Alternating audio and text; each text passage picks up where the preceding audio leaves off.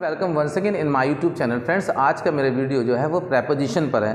Preposition fill in the blank से भरने में ज़्यादातर लोग गलती करते हैं, तो उसको कैसे आप करेक्ट भरेंगे, हम इसके 2 से 3 तरीके बताएंगे आपको फिल इन द ब्लैंक से भरने में। तो आपका प्रेपोजिशन कभी भी गलत ब्लैंक्स के अंदर नहीं होगा।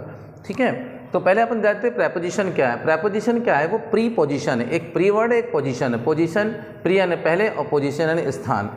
ठीक है ना, तो पहले लगाना है इसको, लेकिन किस स्थान पर लगाना है, हमेशा हम इसको नाउन और प्रोनाउन से पहले लगाएंगे। जब भी लगाएंगे नाउन और प्रोनाउन से पहले लगाएंगे।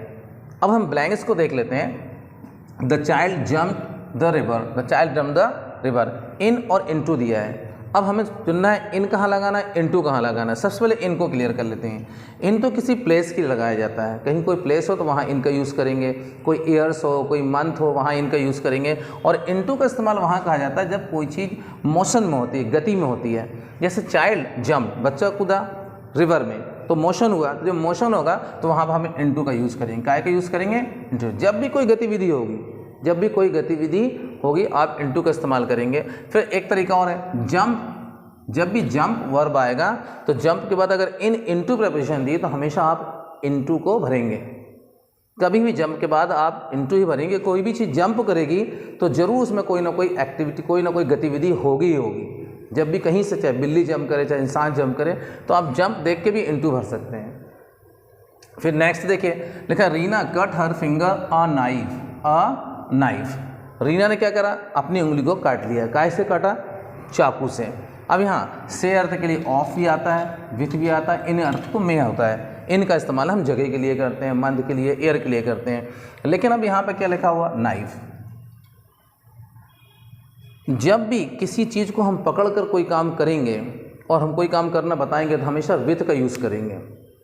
जैसे I am writing with pen, मैं पेन से लिख रहा हूँ, I am writing with pen. Pen को मैं पकड़ा हूँ। जब किसी चीज़ को पकड़ सकते हैं और पकड़ कर कोई काम करेंगे तो विथ का यूज़ करेंगे।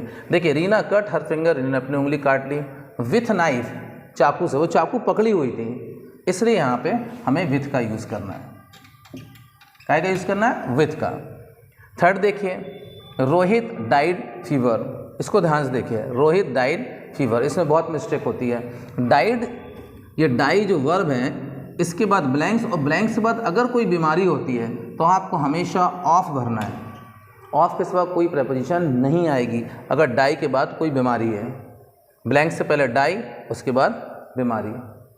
अगर बीमारी नहीं है तो फिर प्रेपोजिशन आएगी फॉर। जैसे for example, he died for his nation, वह अपने देश के लिए मरा। He died for his nation, वहाँ नेशन लिखा है इसलिए फॉर यूज़ होगा। 4 नंबर पे देखिए, it was 9 my watch, my watch. पहले इसको अलग कर लें। ये तारीख के लिए इस्तेमाल होता है।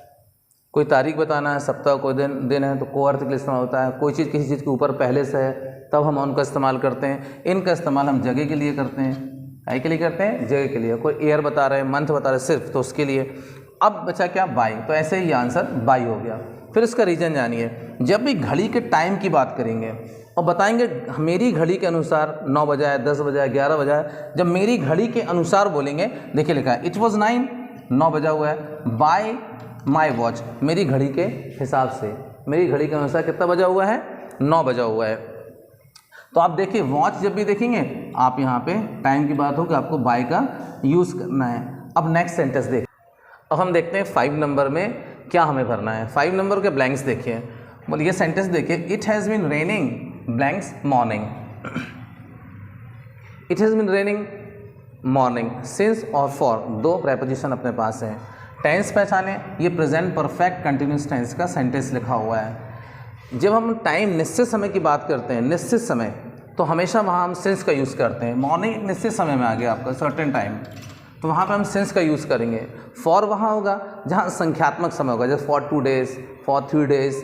लेकिन जब भी हम मॉर्निंग, इवनिंग, ओ क्लॉक, 7 o'clock, 9 o'clock, कोई ईयर दिया है, कोई मंथ दिया है, तो हमेशा हम सिंस का यूज़ करेंगे।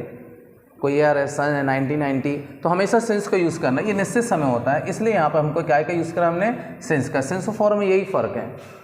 और यहाँ संख्यात्मक समय, जहाँ संख्या है 7 days, for 7 days, for 5 years, तो वहाँ फॉर का यूज़ होता है। लेकिन ये एक निश्चित समय है मॉर्निंग, इसलिए हमने यहाँ पर यूज़ किया सिंस का। नेक्स्ट सेंटेंस है 6 नंबर, दे रीच देयर, वे वहाँ पहुँचे। अब कब पहुँचे, टाइम बता रहे, इन मे अर्थ के लिए, टू से अर्थ के लिए, वो लोग कब पहुँचे। तो हमेशा हमेशा नाइट के बाद हमको, नाइट के पहले एट का ही यूज़ करना है। नाइट के पहले क्या आएगा, एट का यूज़ होगा। जब भी नाइट की बात होगी आपको हमेशा एट यूज़ करना है, दूसरी प्रेपोजिशन का इस्तेमाल नहीं करना है, ठीक है। लेकिन हाँ, अगर तक अर्थ के लिए बताएं तो तक अर्थ के लिए हम टिल का यूज़ कर सकते हैं, ठीक है। तो यहाँ बोला they reach they are at night, वे लोग रात में वहाँ पहुँचे, या मे अर्थ के लिए यूज़ हुआ है। बुक्स आर यूजफुल यू, ये यूजफुल एक एडजेक्टिव है जिसके बाद फिक्स प्रेपोजिशन होती है, वो होती है फॉर, दूसरी प्रेपोजिशन नहीं आती है। ये यूजफुल के बाद फॉर फिक्स प्रेपोजिशन है, तो हमेशा हम क्या करेंगे, they are useful for you, तो हमेशा हमको यूजफुल के बाद फॉर का यूज़ करना है। फिर हम देखते हैं 8 नंबर पे, he is coming car, he is coming car. By का यूज़ कहाँ करना है, फ्रॉम का कहाँ करना है, टू का कहाँ करना है, तीनों का मीनिंग्स जो होती है वो से होती है। जब हम मीन्स ऑफ ट्रांसपोर्ट बोलेंगे, मीन्स ऑफ ट्रांसपोर्ट, हमेशा हम बाय का ही यूज़ करेंगे। काय का यूज़ करेंगे, बाय का, ना फ्रॉम का ना टू का यूज़ कभी नहीं होगा जब मीन्स ऑफ ट्रांसपोर्ट की बात। ही is coming by car, he is coming by train.